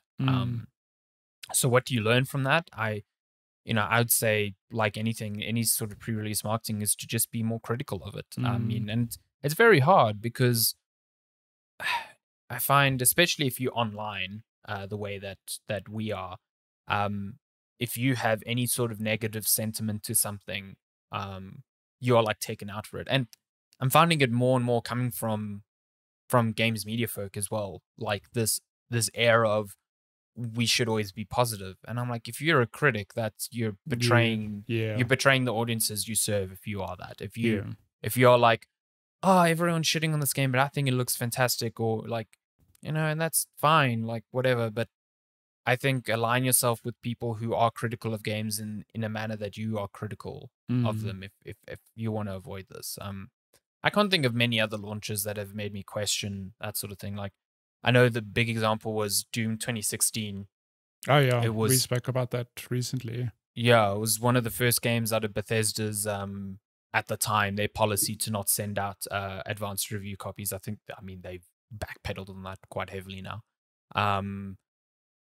But at the time, it was like, oh God, you know, the showing of Doom looked good, but everyone was still worried because it is a reboot of Doom. And then everyone was like, well, we're only getting reviews on day of launch, so that's a big red flag. And it ended up being like fucking phenomenal. Really great game, yeah. And I guess the same can be said of Kana. Like, you know, in general, a game that only gets given to reviewers on launch day is a big red flag. Like, and 9 times out of 10, that red flag is justified. You know, there are exceptions like Doom and Kana, but they're, you know, a lot of them come down to like, oh, this is a live service game, you can't play it beforehand anyway, and that's true. But you look at Avengers was like that, and it ended up being not great. Yeah. So yeah, that's in general, that's a big red flag. The same goes for games that have their embargo times after launch. So I'm not like super against embargoes that are on launch day anymore, because they've become more and more common. But there are times where it's like, you cannot put out a review until 12 hours after this game launches, in which case some sites actually refuse the review copy because they're like, what the fuck is the point? You know? You know, they can buy the game and put out impressions of the first 5 hours before anyone else. And if the game is complete hot garbage, they can put that warning out before anyone legally can. So yeah, those are the sorts of things I'd look at. The only thing I'd say about Kana, like on the, you know, looking at how that game launched, I mean, we were worried because we didn't see much of the game. Like we saw there were literally no trailers. There was like initial reveals and everything, and like, wow, this looks cool, but we never saw gameplay. But the only way I found gameplay before the game launched was one of my colleagues said, like, no, there is gameplay out in the wild, because I expressed concerns like you have of, we haven't seen this game in action. Oh God, like shit, maybe it's going to be short or it's not going to be fun to play. And my colleague's like, no, there is gameplay. And we went and we found it, and it's like 10 minutes of, you know, a slice of the game. But it wasn't on PlayStation's channel or, you know, GameSpot or IGN or any of these big things. It seems that, I don't know how it happened, but some of the smaller, you know, inverted commas, YouTubers or content creators received footage to publish, which is fun, but it's just like, I don't know. Yeah. Kana seemed like too big a game to try and market down the smaller avenues, where it was like completely missed by not just you and me, but like 90% of people I've spoken to. Like, we haven't seen this game, and I was like, actually, we have. Here's footage. Like, oh, I didn't know this existed. I'm like, nor did I. So I would just say that. I mean, maybe the channels weren't open to them, but I have to believe that, again, it's an animation studio making a game. Maybe their marketing, they have to, learn lessons from this launch. With their next game, it has to be a thing of either they give people opportunities to preview, or they put out more gameplay footage leading up to the game. Like a few months prior, put up a 10-minute thing, either on your channel or, send footage to the big publications. I can tell you now that GameSpot or IGN or Eurogamer, they probably would have published stories on like, hey, here's new footage on Kana. And that gets you publicity, and people get to see your game and go, oh, it actually looks cool. I think it was just like I just think they, like you said, they're just new to that game. It's just a new game. Yeah, it's their first launch. They just didn't know how to. And I heard anecdotally from people who received, because there was all this talk beforehand that, oh, no one has review code. And then I found out that wasn't actually true, but it was a very small select few media outlets that got code in specific regions, and it was just down to the fact of this is the first time they're sending out code. Yeah, I mean, they are not used to all these channels that need to be open. So we were approached about a month before launch saying like, would we like code? To which I think that it's just our local distributor maybe being proactive, saying like, we're going to reach out. Yeah. And we obviously expressed interest, but we only got review code like 2-3 days after launch. After launch, we were like genuinely considering just buying it, because I was like, I don't think code's coming, and we need to cover this game. And I think literally hours after that, we got an email from Ember Labs directly with code. Yeah, which is just like if we got code before launch, like, I'm not saying you have to give code before launch to someone like us. Like we're not the big, the big fish, whatever. But if we got it on day one, like we would definitely cover it. So there's just some small lessons they need to learn on their side. Which I think they will. I think they missed. I think the big one they missed was just like British games media. Like it seemed like no outlet in England had code, and I found that very, very peculiar. Because you got big sites like VGC and Eurogamer and they based Ember Lab is a British studio, isn't it? Again, which made it even more confusing. Even a thing of like inviting some of the nearby media outlets there to play the game at your studio, or even just giving like a dev interview or two, like that builds up some interest in your game. But you see, these are the sorts of concerns, like ahead of time. Before it comes out, you go, British studio, British websites are saying they don't have code. They haven't been invited to any hands-on. But I'm hearing behind the scenes, that American outlets have code for the game. Which is also so it's like you're like, if I didn't hear that from behind the scenes and I see those 3 things on Twitter, I go, something's wrong with this game. Something's up. You know what I mean? And like, it's very hard to not look at that and be like, something's wrong with this game. So I don't know how you learn from that, but I think the biggest lesson is like, don't pre-order games. Yeah, we are living in an age where you can literally wait one more day and you will have a comprehensive view of how a game is, like from so many different avenues that, will give you a complete picture of whether or not you might be interested in this game. And all it costs you is maybe 24 hours of waiting. I don't feel the need, unless you're pre-ordering something that comes with a fucking dope physical statue or something. Like, the way like Sony made such a big deal of digital pre-orders for Forbidden West to open now. Why would you do that? Like, just you can literally buy it on launch when reviews drop. They will not run out, and more than likely, if you are inclined to wait 2-3 months, you will get it for like half the fucking price. Like, I don't get it. I just don't get it. So thanks for that question. That is great. Last question from Chilo Zede, who says, why review inverted comma games when the new Trackmania maps came out on Friday? So this is a direct target on me. I told can I tell you, I'll be very upfront. I'm very excited to play Trackmania. I wish I could dive into the new season, but it's review season. And our embargo game's not going to go away. We've got more games coming out in the next few weeks. And if I don't play them, I'll fall behind. And I can't talk about Trackman on the podcast forever, as much as I'd love to. Can you? I mean, we could just pivot into a Trackmania podcast. Holy shit. I'm very excited for the new maps, and I will get to them. Yeah, I'm super stoked. I mean, I didn't play the last season nearly as much as you guys, but we got hooked with what I played. Yeah, we got so hooked. Yeah, that is all the questions for this week. Thank you so much to everyone who sent in questions, except Cello Zede. If you want to send us questions, you can email us checkpointchatpodcast@gmail.com. You can send us messages at Checkpoint Chat on Twitter, Facebook, Instagram, TikTok, anywhere. You can send them anytime, and we'll hopefully pick them all up and not delay them. Don't miss them. Yeah. Sorry. My bad. Yeah, and that's been episode 163 of Checkpoint Chat. If you've listened up, thank you so much, as always, for the support, for the love, for the listening. All of the we will be back next week, but do keep your eye on at least YouTube. Yeah, there will be stuff up for the review game that we are playing. That'll be out on Wednesday evening. I think it's actually it's afternoonish. Oh, is it afternoon? Yeah. Oh, you're right, because it's a European time. So yeah, Wednesday afternoon-ish. Watch it, like and subscribe, do all the good things on YouTube. Leave a comment. Tell us this is a bad video, or damn, this is the best video I've ever seen in my life. You can do that on any of our content. I'll be grateful. 100%. Oh God. So this is new. The Dota 2 Twitter account has just said that they are to ensure the safety of all players, talent, and production staff participating in the event. We have decided to refund all ticket sales for the live audiences at the International 2021. This is kind of fucked up considering this starts this week. So people have traveled. People have actually traveled already. Wow, that is sure.